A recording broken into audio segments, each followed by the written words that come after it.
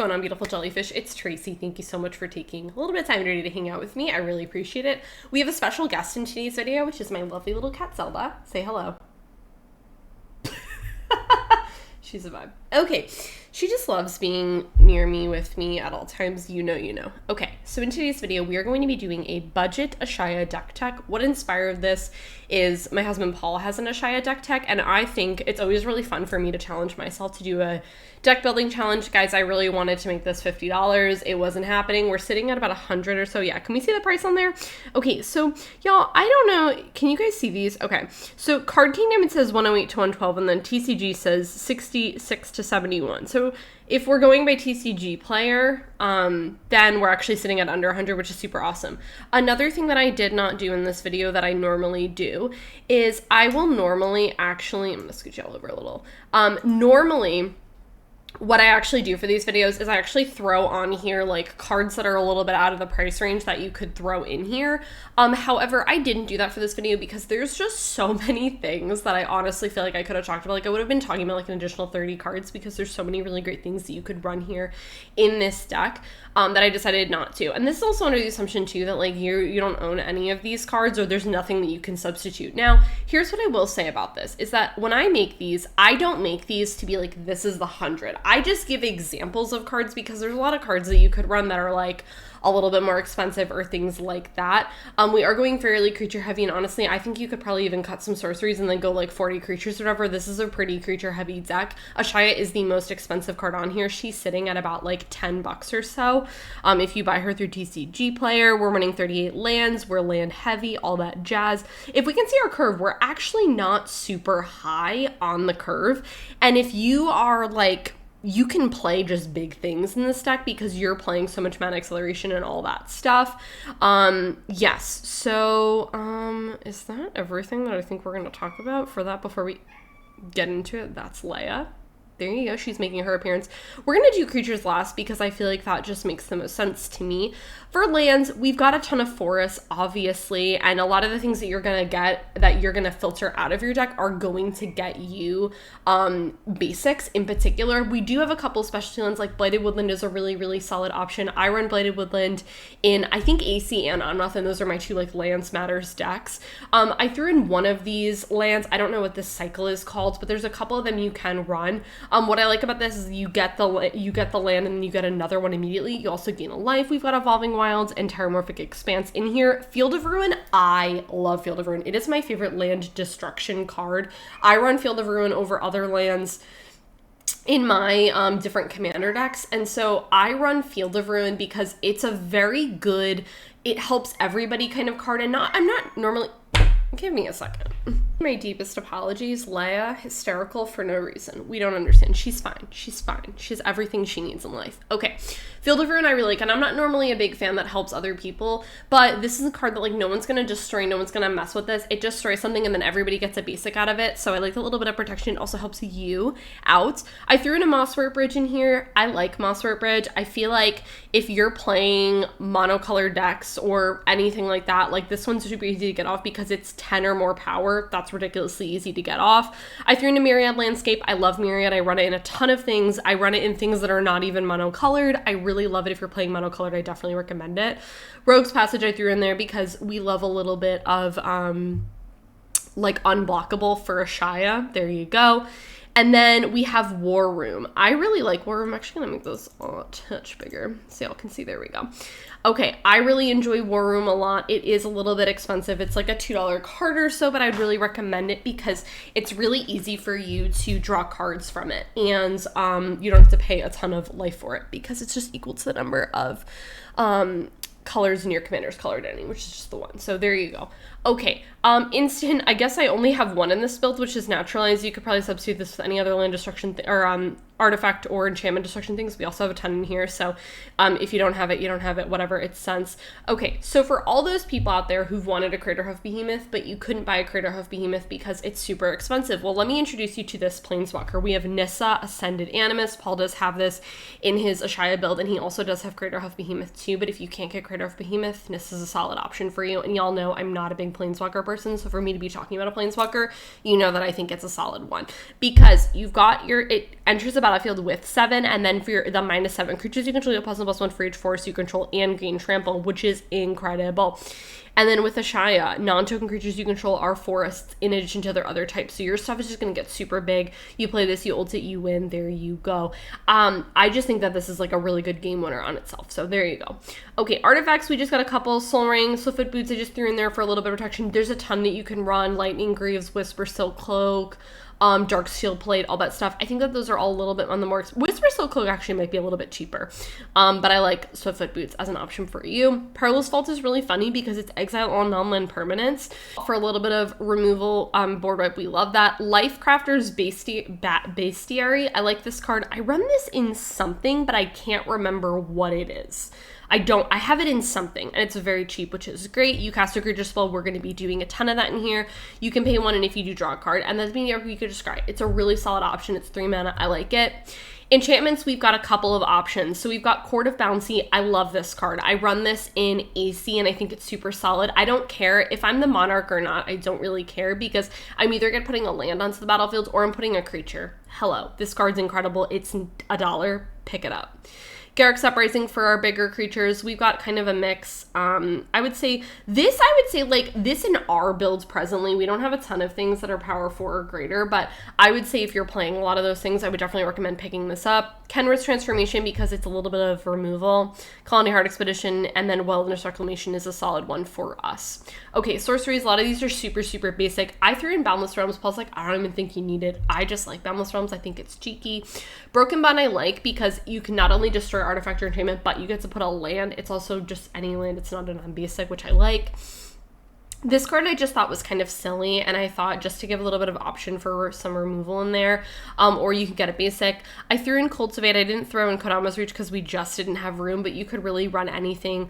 Similar like Explore, Explosive Vegetation, Migration Path, Rampant Growth. Those are all Sylvan Scrying. I like Sylvan because it does go to your hand, but it's any land, so you can get one of your things like your Land Destruction, or you can get your one that gets you multiple. Then we've got Genesis Wave. It's like $1. I figured we could throw it in here. We've got a ton of things that we could do, and it's one of our bigger things to do. Harmonize because it is super cheap and it draws 3 cards. Super, super simple. Oh, Nissa's Pilgrimage I did want to highlight. There's a lot of cards that are like this in here, and there's a lot of cards that you could run, but I really recommend picking up this if you're playing a lot with those Spell Mastery cards because you get 3 forests instead of 2 if you have Spell Mastery. So if you're going instant sorcery heavy with this build, I would definitely throw in Nissa's Pilgrimage. So we have Regrowth. I love Regrowth. I honestly think if you're playing green, you should be playing Regrowth in Commander. It's really as simple as that because you get anything back, any card. It's any card. It does not matter. This card has like totally saved me. Rishkar's Expertise, I love it. It's super affordable, and I definitely recommend picking it up because you get to draw a bunch of cards and you get to put something onto the battlefield with with mana value 5 or less, which is a lot of our things. So I like that card a lot. Shamanic Revelation is also really another solid good draw card. So there you go. Okay, the creatures. We've got some fun stuff in here, man. I mean, we've got a lot of basic stuff. Like we've got cards like Arbor Elf, super, super simple. Augur of Autumn I love. If I'm playing green in Commander, which I play green in Commander pretty frequently, I'm playing Augur of Autumn. This card is awesome. I watched my friend Trav play this card with the other day, and it was just an absolute house. You can look at the top card of your library at any time. I am a sucker for looking at the top card of my library at any time I want. I'm a sucker for it. If I can do that, I'm about it. I can play lands from the top. Absolutely love it. Love it, love it, love it. And it's got Coven. Pretty sure it's Coven. If you control 3 or more creatures with different powers, that's like the easiest thing in the world because this already counts for itself, so it's 2, so you can just really need to control things with other power. And if you have Ashaya out, which like, again, our curve is like pretty low in this deck, and we have a ton of acceleration in here, like you're playing this, you're playing acceleration. Like this, I think, is a good deck that you could build pretty competitively too as well, which I really like. But anyways, you got your Coven, you can play creature spells at the top. So we're playing creature heavy, we love it. Azusa, she's lost, don't worry, she's seeking. This card's dropped in price. I definitely recommend picking it up. It is one of the cards that is a little bit more on the expensive side, but she's honestly worth it. I'm gonna say expensive, she's like $3, but she is worth it. You just play those lands, my friends. We love it. Another card that is a couple of bucks, but it's definitely worth it is Beast Whisperer. You're playing a ton of creatures. You need to be drawing cards. I love Beast Whisperer. I have it in Tasigur. And also, too, I will say me putting it in Tasigur does mean quite a lot because I don't often make tweaks to Tasigur. That deck has stayed pretty solid and pretty consistent across the years. I threw in Beast Whisperer, so that just shows how much I like it. Champion of Lamhold is absolutely ridiculous, and if you're not playing with this card, you absolutely need to be because this card is in absolute house. One might say it's a champ. It's incredible. Your stuff can't be blocked, and it's just you're playing creatures, you triggers off of champion. It's $1. Pick it up.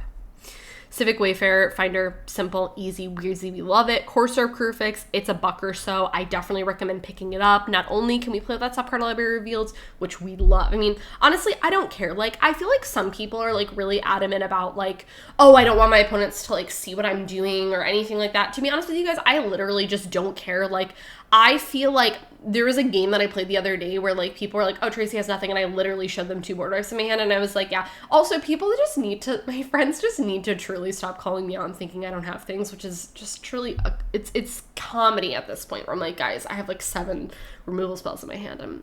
I'm shocked that you don't think that I have that, and honestly, a little offended. Anyways, I don't care if my top is revealed. Like, that doesn't bother me at all. I know it bothers some people. I truly don't care. It also gains me life, which we love. So there you go. Destiny Spinner is an awesome card against your blue players. So creatures and enchantment spells, the enchantment spells, whatever, it can't be countered. It's incredible. It's a 2-mana 2/3. Come on. Why is this card not more expensive? It's sense. Pick it up. Elvish Mystic, of course. Ewit. We gotta have our Ewit. Gotta have our stuff back. Farhaven Elf. What is this art? What? That is some stunning art. I'm putting that to the side because Homegirl wants that art. I don't know what it's from, but I want it. Fierce Empath, I really like. This is a really, really solid budget alternative for you. You get a CMC mana value 6 or greater. Now, we don't have a ton in this build, but again, I don't build this 100 to be like run these 100. This is more like examples of stuff you can run, and there's probably a solid chance that you're watching this and you already own a bunch of cards that either are on here or you could just very easily pick up, or you have cards that you're like, oh, this can slot in Ashaya. Like, you're playing green, like, play whatever. You know what I'm saying? I really enjoy Fierce Empath a lot, though. It gets you your things, and then you're left with the 1/1. So there you go. Gets you your bigger things. Elves, yep. Green Warner Marassa, the double Eternal Witness. God, I blew someone out of here the other day with this card, and they were like, attack with something. I don't even remember what I was doing, and then I was like, block with my Green Warden and get my thing back. It's a double Eternal Witness. It's a great card. Karametra's Alkalite. It's one of the cheaper cards in here, but definitely one of the ones that you should definitely pick up. If you're playing mono green, you should be playing with this card, and you're playing like that's a ton of like permanents and stuff, things that are staying around, because it just taps for a ton of million mana. It's a great card. Llanowar Elves, Mana Gorgia Hydra. I wanted options in here that would help us get trample and things. I don't have like a ton in this deck. Like, I could have run both Nylias did not make this list, but you should definitely look into both of the Nylias as options. They're both really, really solid options. I watched this card just absolutely, I'm so sorry, Zelda, I bopped you in the face. I watched Mana Gorgia Hydra absolutely destroy and dominate the other day in a commander game. Don't underestimate this card. People are playing stuff. It's going to get big, and then it's a trampler. We love it. This is another trampler that I run because it's super budget affordable and it's a good card. It's just a big thing with trample. Like, there's not a whole lot to say here. You could run a myriad of other things that are gonna do the same thing. Oracle of Moldiah, she's a couple of bucks. I love this card though. I have this card in everything. It's incredible. I love playing additional lands. There you go. Corian Ranger, there's a little combo that you can do because it's Return of Forest. You control your chance to untap target creature. You can only activate this once each turn, but your creatures are forests, or non-token creatures you control are forests. So you got a little bit of like untapping there. Where am I? Here we go. Rampaging Baloth. This card's called Rampaging Baloths. I thought this was just Rampaging Baloth. Okay. Well, anyways, we're not with it this morning. Okay. This card is great. It's got trample. You play lands. You're playing a ton of them. You get 4/4s. It's a super affordable card. It makes tokens. There you go. Rex Siege, we gotta have it. We gotta do it. It's a great card. Regal Force, a little bit on the more expensive side. It's a couple bucks, but you're gonna have a ton of green creatures. It's gonna draw you cards, and then you're left with the 5/5. Like, there you go. Steve, Sakura Charbuilder, I don't think you necessarily need this card. We're running a lot of cards that are really similar to that, but if you have one or you want to pick it up, it's a couple bucks. It's a good card. Scootstorm is one of the most expensive cards on here. I don't care. You need this card. Guys, I played the most ridiculous game the other day where I had like 64 Scootsworms. Like, this is one of those cards where, like, some of them I'm like, okay, like, do you need to buy Steve? No, you can buy other things that are really similar to that are like much cheaper. Like, if you're real trying to make this budget, Scootsworm, pay the couple of bucks for it. You will not regret this card. It blows people out. It is so difficult to remove once you get started. It's a house. It's an absolute house. Please pick it up. Soul the Harvest. Very, very, very solid card. It's also got Trample, which is one of our big hitters in here. Whenever non-token ETBs, you may draw a card. It's May. If for whatever reason you don't maximum hand size, whatever it is, you don't need to do that. There you go. Spore Frog I threw in here because it's cheeky and I like it. If I'm playing green, I'm probably playing Spore Frog in Commander. I like it. This card is super fun. Stonehoof Chieftain. What a fun card, guys. It's got Trample and Indestructible. It's an 80. It's also massive. Whenever another creature you control attacks, it gains Trample and Indestructible. This is a good way to give our commander Trample because Ashaya doesn't have Trample on her own. Which, I mean, honestly, like, does she need Trample? No, she doesn't need Trample. You gotta find a way to give her Trample. You know what I'm saying? Let's see what we've got. Okay, we've got Sylvan Advocate. I don't know why I struggled with that, but if you control 6 or more lands, this and land creatures you control get +2/+2, a little bit of that buff. It's also got Vigilance. It's cute. Sylvan Ranger. We've talked about cards like this before. It's a good one. Thunderfoot Baloth is awesome. It's one of the things that are going to give our team, make it not only a little bit bigger, so our cards like this get a little bit bigger, which we love, and we can Trample. We love that for us. Tireless Tracker, she's a couple bucks, but I definitely recommend picking her up. I also did not put Tireless Provisioner on here, but I definitely recommend looking into that one as well. I think it's Tireless Provisioner. It's the one that makes food tokens or treasure tokens. That's an awesome card. I love both of them. They're both awesome. I honestly always forget to make Tireless Tracker bigger. It does that, but it gets you clues, which draws cards. We actually have quite a bit of card draw in here, which I was a little surprised by, because sometimes I think when I'm building, that's not necessarily something that I always think to do. So we have a lot of card draw in here, which we love. Uvenwald Hydra, do you necessarily need to get this card? Not necessarily, but I like it. It's a big thing. It's got reach, and then at ETBs, you tutor for a land. It's a land, not a basic, so we can get kind of one of our specialty lands. Wayward Sawtooth. I just recently picked up a couple of this card because it's a good one. I mean, you've got the City's Blessing, 0 problems. Like, this card honestly should not be a 3-mana 5/5 because getting the City's Blessing is the easiest thing in the world to absolutely do. You play additional land, it can't attack or block unless you have the City's Blessing. Even if you don't have the City's Blessing for, like, whatever reason, it's early game, whatever, you honestly do not care.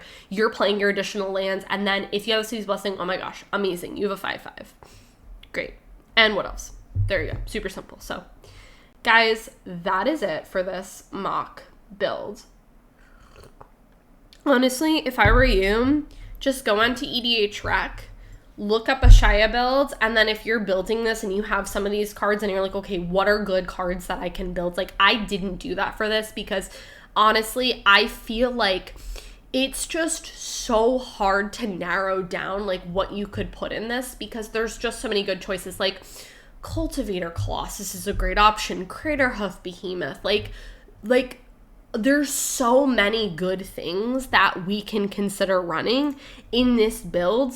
Tireless Provisioner that I mentioned, that's a couple bucks. Like, there's so many amazing things that we can run in here that I didn't even mention. So, like, have a field day, go shopping, you know, look through EDH Rec, put them on a wish list. Like, there's so many amazing things that you can run in here that we just didn't even scratch the surface on because we only got 100 cards and we're trying to make this on the budget side. So,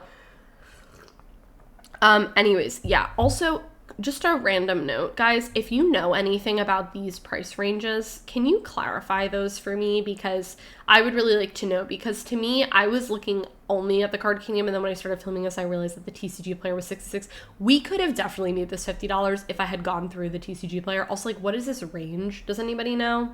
Is it like one played to another? If someone could clarify that, that'd be helpful, because that'd be helpful for me, and then I could do that. But anyways, guys, that is it for this budget Ashaya deck tech. I would really love to know what budget deck techs you guys would like me to do next. I can do budgets for commanders that I have, or if there's a commander that you really like that you think I could make budget. I really enjoy these videos because I feel like it makes me, it's like a challenge for me, and it's just fun for me to do these. So anyways, guys, the deck will be listed in the down below, of course.